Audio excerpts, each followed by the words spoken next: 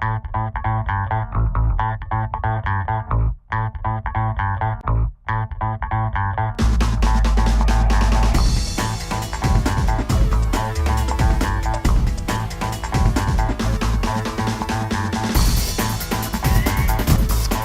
to the Bully Pulpit Show. I'm Mark Joseph, and the Bully Pulpit Show is where our guests get to speak their mind without fear or favor. And our guest today is Mr. Dave Kinnaman, the author of Unchristian: What a New Generation Really Thinks About Christianity and Why It Matters. Dave, thanks for joining us. Thanks, Mark, for having me. Well, this is a pretty weighty topic you've written here about, unchristian.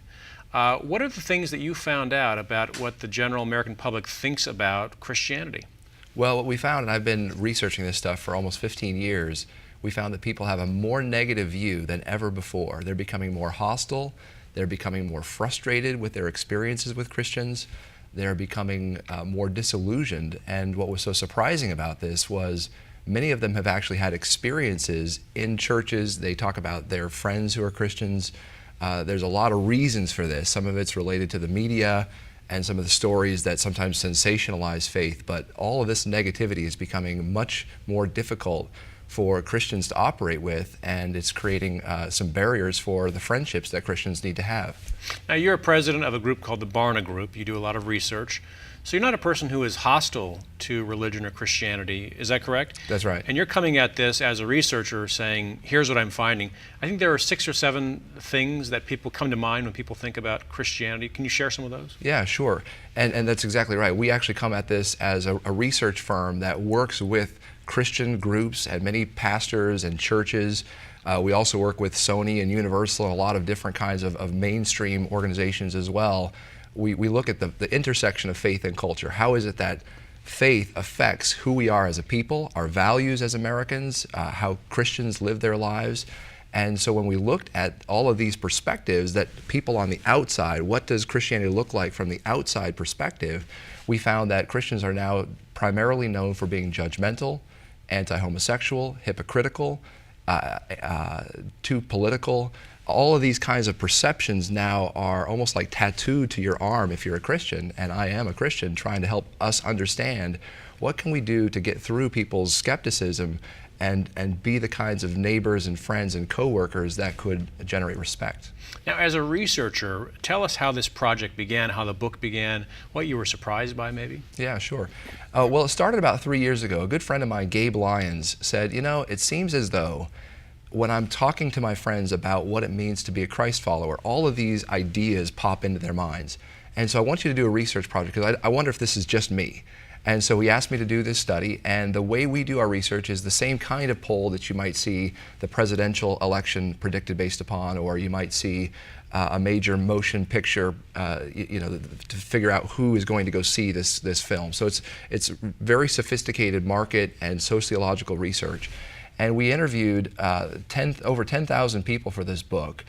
There's a study, the main portion of the study was 16 to 29-year-olds, and we interviewed 887 across the country. And the way we do this is scientific, so we can predict this is accurate of the way the whole generation feels about Christians. And as we dug into this, we realized this is a pretty significant problem. This was not an easy project to work on. It actually was pretty hard to deal with some of the negative perceptions that people have about us. Mm-hmm. And what surprised you? Well, I think going into it, we had the perspective that this is primarily because we live in a very antagonistic, fault-finding, skeptical media kind of world, that it's simply because if you look at television for very long, you see stories about Christianity where you've got crazy people, boycotting or protesting the funerals of soldiers. And we quickly realized that even though those things have an influence on how people think, what was really surprising is when we interviewed these young people, we said, all right, so why do you think that a Christian is judgmental? Why do you think that they're hypocritical? And the primary reason wasn't because of what they had seen. They said, back when I was in high school, these things happened. I had these relationships with these people. I spent time in a church. I considered becoming a Christian before. And so all of a sudden their criticisms have some personality. They have some stories. They have some weight. And that was, for us, a really sobering thing to realize that there's a lot of ways we as the Christian community have been unchristian, and those are the outcomes of that are the negative perceptions that we now have. I have, obviously, we probably have a lot of mutual friends who are evangelical Christians who complain about the media being biased against them. It doesn't present a fair picture. Could part of this problem be that the media is painting a portrait of evangelicals with, let's say, with negative caricatures of people that are at the head of the movements, for instance? Is that possible that that has influenced people's opinions of the religion itself? Absolutely. I think anytime you live in a world, there's a lot of different voices, a lot of different viewpoints in our culture today. And so you have to look at the fact that media has a huge shaping influence in how we think. When you look at the fact that most pastors, when they're portrayed in television, they're gray hair, they seem like they're out of step with reality, that has an impact on how people think. What's interesting though, and it's, as I've done a lot of different interviews and studies on this, I was across the table from a person who was doing a documentary about Christians, and it was on a mainstream network, and a young Christian who was trying to define what he stood for sounded as though he was talking from a Republican script. And so when it comes to these perceptions, a lot of times we can say, well, it's simply the skepticism of people who don't know us, don't understand our values, don't respect us, and yet a lot of times they're shining a mirror back at us. And maybe we don't like what it looks like as Christians, but we have to sometimes take an honest account of maybe the things that are part of our image are more true than we wish to acknowledge. What would your recommendations be, or what are your recommendations to, let's say, pastors or people around the country who shape and are part of this church experience? What did you learn from the research that you were suggesting to them that they might change some things, the way they do things? Well, I think part of it is to realize it's as much about our heart attitudes, our perception of people who are not like us, as it is about any program or new policy that a church could put in place. For me, what was so interesting is Christians really are known as feisty and polarizing and expert and arrogant, as if we know all the answers on every single topic. And yet what we've learned is that it's about how could you, as an individual believer, as a Christian, instead of being known as feisty and arrogant and political on all these issues, be soft-hearted, be willing to learn, be compassionate, be relational, realize that a lot of these big problems in the world, we need to be praying about them, we need to be concerned about them, but it's as much about how good we are as a neighbor, what qualities we have as a neighbor that really change people's perceptions about us. Can we go through maybe each of those 7 things you mentioned and talk about them? What was the first one?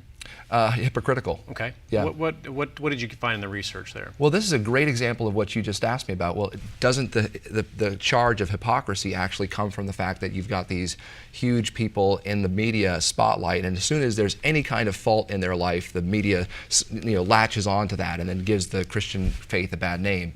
And what's interesting is when we talk to young people, they say hypocrisy isn't, when we're concerned about hypocrisy in the church, it's not the fact that you've got some famous pastor who makes a mistake. That's part of it. But it's the fact that you're pretentious. You imagine that you don't have any fault. You say that you're perfect. You say that all the things about you seem to be so plastic. And yet in their peer circles, they have all of these very intimate relationships, all of these places where they can be themselves. And they're saying that the church, inside Christian churches, is one of the places that feels the least authentic, the least real. And so hypocrisy for us, as we've talked about, all right, so what is the Christian response to this, isn't to be just better people. We certainly need to be pursuing integrity in our lives. But more important than that is transparency. More important than simply saying, well, we're trying hard, is to say we're struggling. We want to do one thing and we do something completely different, and we're asking each other for love and respect in the midst of that, and we're working to make the world a better place. Now, I have a brain that has watched way too much media, so I think I have a media-shaped brain. In my mind, Jesse Jackson and Ted Haggard both have had extramarital affairs, and yet in my media-saturated mind, I think far more negatively toward Ted Haggard than Jesse Jackson. Is that an unfair media perception that I picked up from the media and a double standard for a conservative Christian leader versus a more liberal Christian leader? Yeah, I think there's certainly a place of that. And one of the things we really talk about is the fact that it's hard for people to understand why there's a biblical conviction to some of these realities. Like, why would a person want to, talk about abortion or talk about homosexuality, and then all of a sudden, I mean, you're seeing it already with the 2008 election, there's all sorts of talk about the evangelical community, and is it breaking up about some of these core moral issues, and some of our research shows they're actually not. But there's all sorts of attention being paid on this because the world, the media has a very vested interest in playing to this particular audience and talking about these issues. What's fascinating to me, though, is as we interviewed young people, even though Ted Haggard and these other leaders have some kind of place in the world, their perceptions of Christianity are more frequently shaped by their experiences in churches and their relationships with people. So Ted Haggard is like, it just confirms the experiences that they've had in the past. It's not as much about, all right, well, that proves my point that Christians are hypocritical. It actually confirms all the things that they've experienced as a friend of a Christian while they were considering becoming a Christian themselves. Okay, we'll hit number 2 in just a moment then. We'll be back in just a moment on the Bully Pulpit Show with Mark Joseph and our guest, Dave Kinnaman. Stay tuned.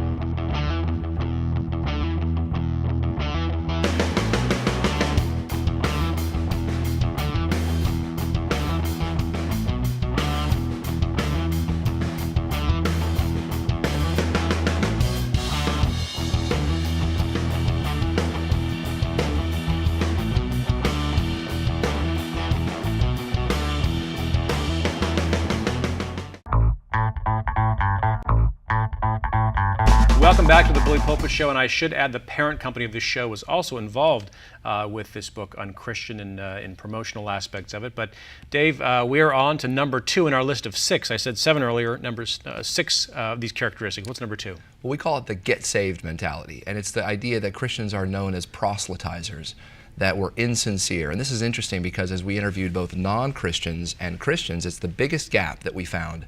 Christians feel they're very genuine and sincere when they care for people, and yet a lot of non-Christians say, it doesn't seem like you're as sincere as you make yourselves out to be.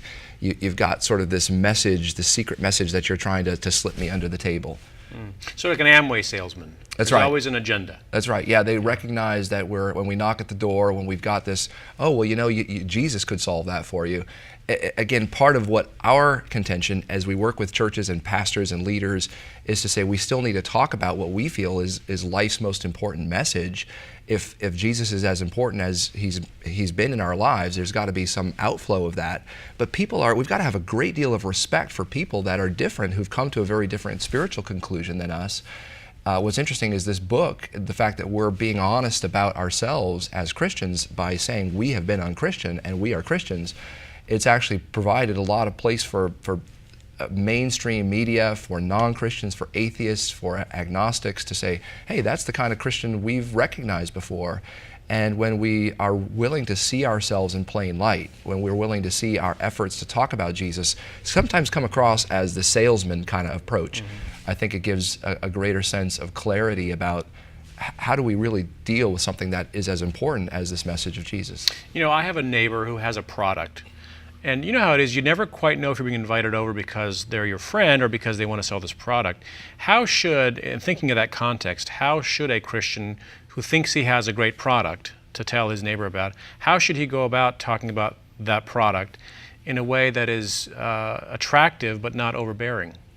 Well, I go back to this famous quote, which is that when you witness, when you talk, you should use words less than based on your actions. And one of the things that's really interesting from this study is how we've learned that there's a lot of young people, a lot of professional Christians who are saying the most important way I could talk about the reality of the faith that I have, this great product as you're talking about, is to be the very best at what I do professionally. I'm going to be the very best lawyer, I'm going to be the very best journalist, I'm going to be the very best teacher, and the excellence with which I do my job, the way I make society, my neighborhood, a better place, that is my faith working itself out. And I think maybe we've overemphasized the simple, sign on the dotted line, make a commitment to Jesus, when in fact being a follower of Christ means there's all sorts of great things that we get to pursue, making the culture a better place, making great movies,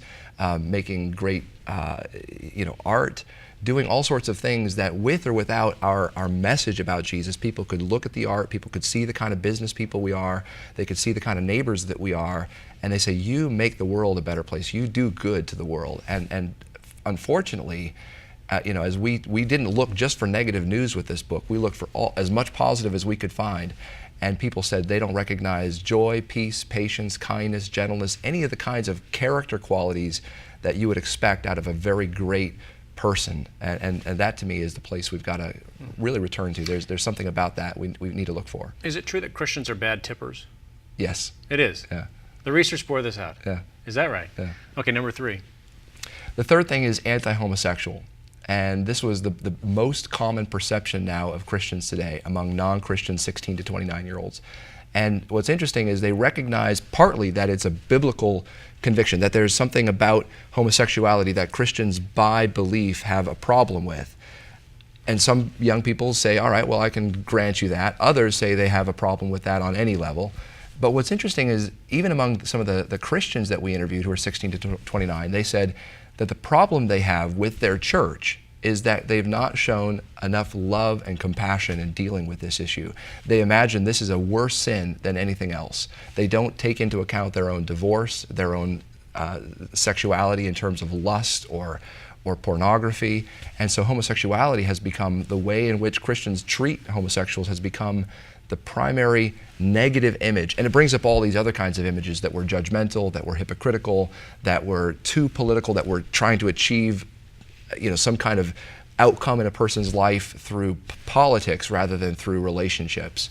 And so being anti-homosexual is a very difficult thing for the church, for Christians to try to deal with, because again, there's a very clear sense for Christians that they feel disrespected, that they feel that their biblical beliefs, that why they believe that homosexuality is not the best way to live has been really put to the side in our culture. And yet it's become a very difficult thing for a lot of young people, including those within the church, to say, I've got great friends who are homosexuals. How do we deal with these issues, these very complex personal issues for people? So what would you recommend to a young or an older Christian? How do they, I don't think you want them to change their opinions on homosexuality, but what are you arguing for? That they should be kinder to their homosexual neighbors, that they shouldn't oppose, certain policies, or what is it you're suggesting, or do you have a suggestion out of the research? Well, I think the clear thing for me is realizing that as an individual, we have a different responsibility than as a member of a society. I think every person ought to vote based on their religious convictions, and that ought to carry out in how they comport themselves in the political sphere. But we've learned really, as much as anything, that again, those relationships, those conversations, how easy it is to be self-righteous rather than to talk about unrighteousness.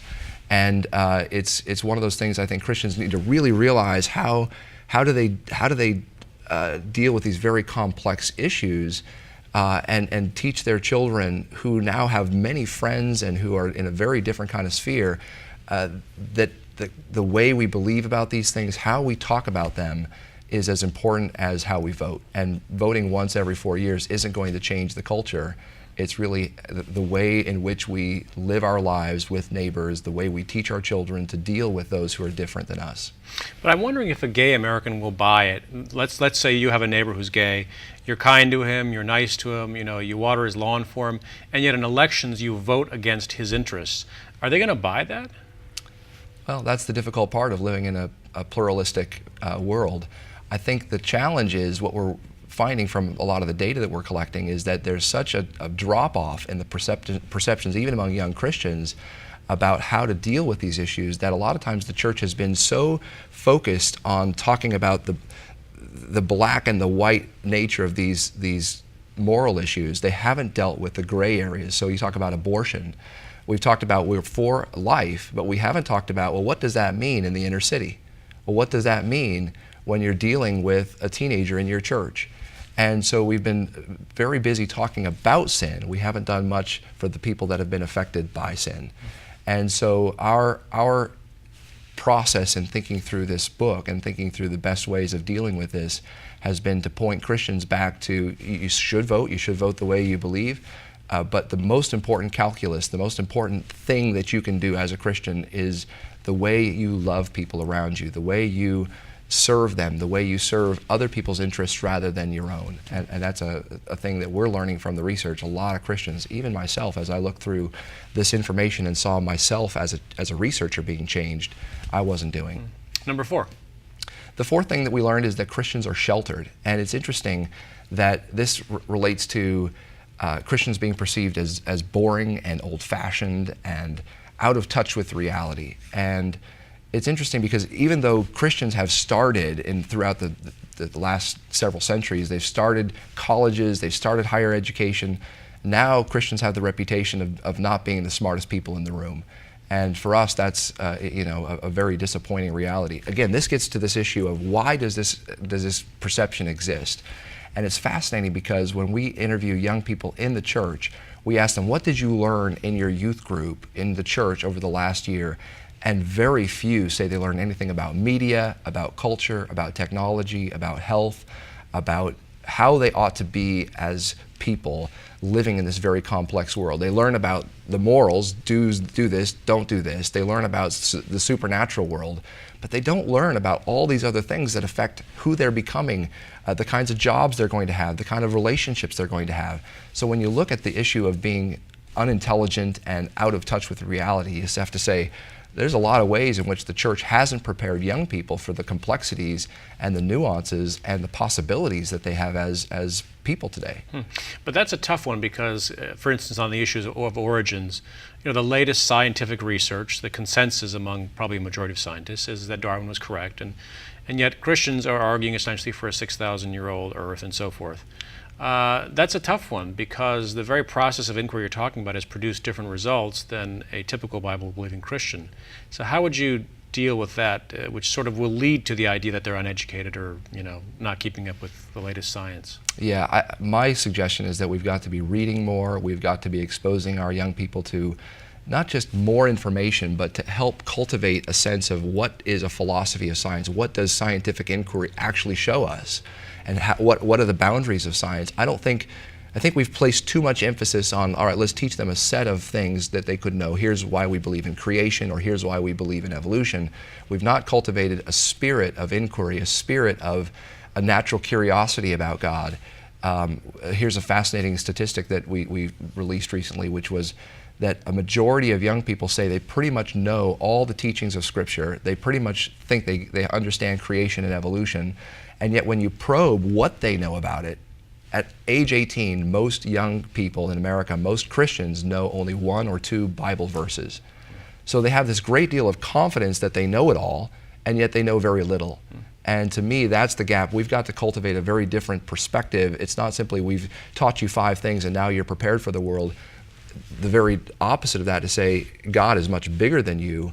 We've got to have a sense of His transcendence, and He is going to be constantly bigger than our ability to search Him out. So your posture shouldn't be, well, I read the Bible, I know all that, let's close the book and move on. It should be every day is a new journey, a new mystery that we've been able to uncover about God. Okay, we'll come back in just a moment with Dave Kinnaman, the author of Unchristian and the president of the Barna Group. Stay tuned.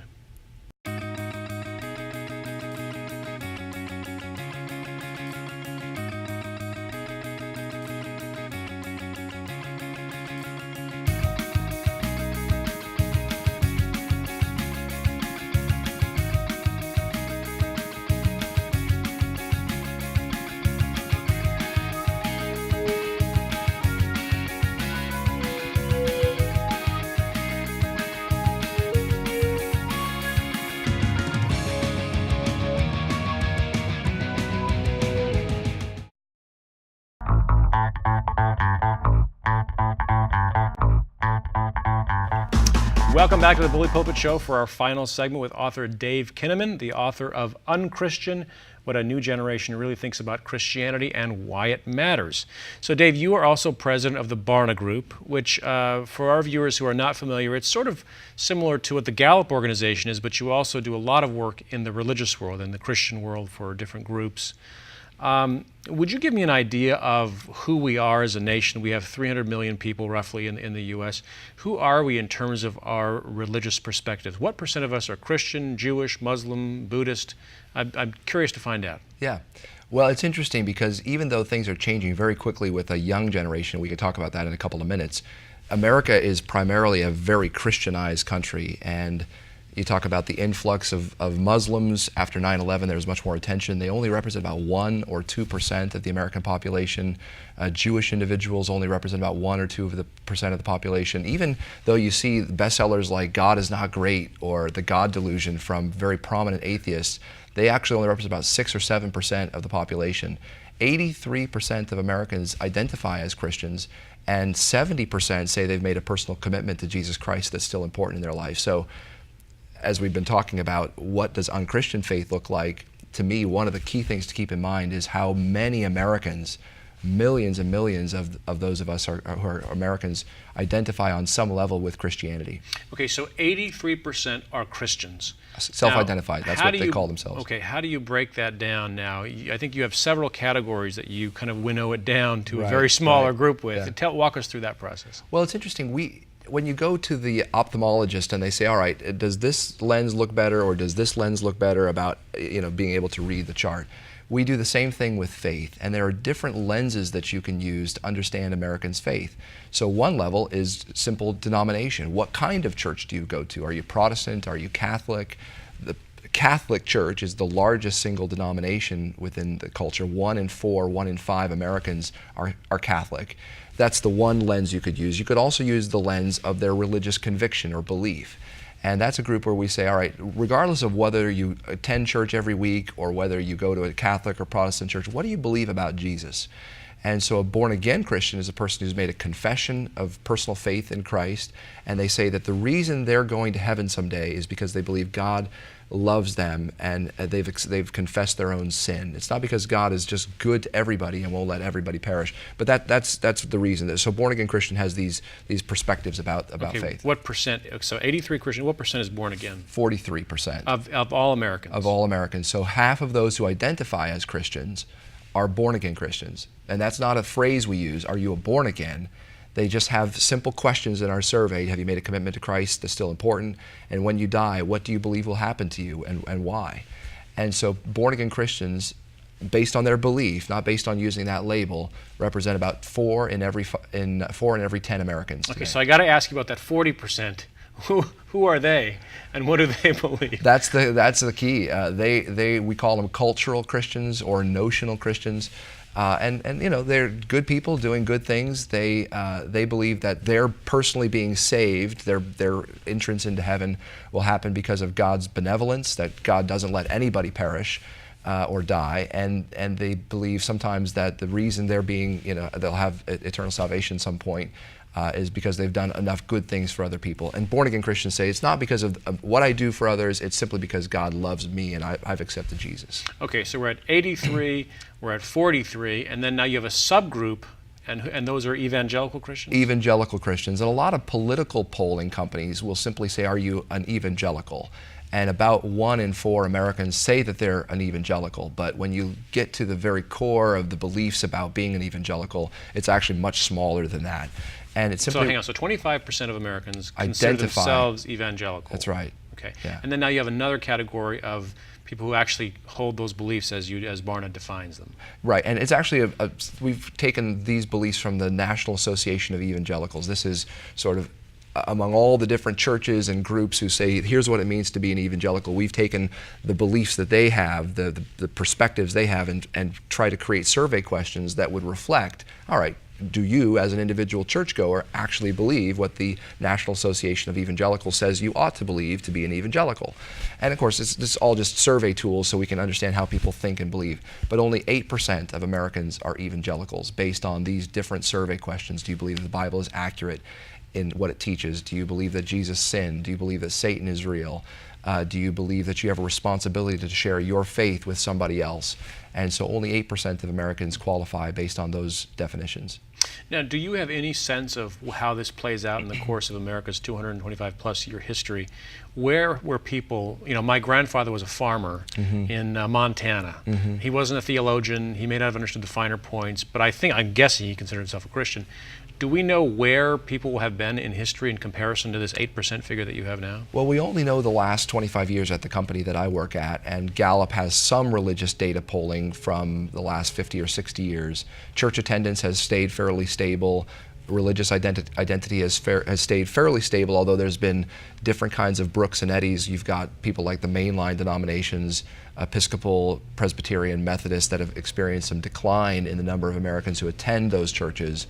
So there's been some changes, but overall, from what we can tell, the last 50, 60 years, things have stayed fairly consistent. What's interesting is there's some very fascinating changes on the horizon with young people. Whereas with baby boomers, people who are in their 40s and 50s and 60s, only 1 in every 8 was an atheist or agnostic. Now it's 1 in every 5 young people. It's actually becoming a more and more common kind of outlook among young people. So that Christianity, in many ways, I try to make the argument that because there's so much apathetic Christianity, so much cultural Christianity where it's Christian in name only, young people are saying that won't work for me, and they're becoming less and less likely to associate with the Christian faith. And this is going to spell some very significant changes in the future. And what % of Americans attend church regularly? About the same percentage as born again, about 40%. So 40% of Americans are in a church. Now, this could also be a synagogue or a mosque or whatever else, or a church or a Christian church. It could be any of those, but since those other groups represent such a small slice, it's really the same percentage of the church-going population as well. Any chance people are exaggerating and saying, "Yeah, I went to church last week"? It's actually lower. There's a lot of different research on that, and we did an interesting study one time when on Monday after Sunday, we went back into the polling booths and we said, all right, let's ask you, what did you do in the last 24 hours? We didn't give them any prompting, and this was only done from like Sunday afternoon through Monday afternoon, and it was interesting because it was still 39% of Americans who said they had been to church. And of course, we asked in the last 7 days, so it could have been a midweek service, it could have been some other thing that they dropped their children off at. So I think people certainly do have a spiritual halo effect. They want to make themselves look better than they actually are. But it's interesting because there's a lot of spirituality in America. There's a lot of people doing a lot of things in churches and through churches. Well, but as we finish, what are the biggest trends you see over the horizon for all these issues we've talked about? Well, I think one is this increasing sense of secularization, where you've got a growing number of people who are very upset by and frustrated with faith of any stripe, and they're going to be continue to play a significant role in our culture. They're more frustrated by Christianity as well as Islam and all the different religions, but they represent a very small, although growing, slice of the population. I think we see a growing sense of among conservative Christians of trying to integrate their faith into their profession, of becoming better at what they do in order to influence the world. And that's, I think, going to be a very important trend that we'll be monitoring in the future. Thank you, Dave. Thanks, Mark. And thank you for joining us. Join us next time for another edition of the Bully Pulpit Show. Until then, I'm Mark Joseph. We'll see you then.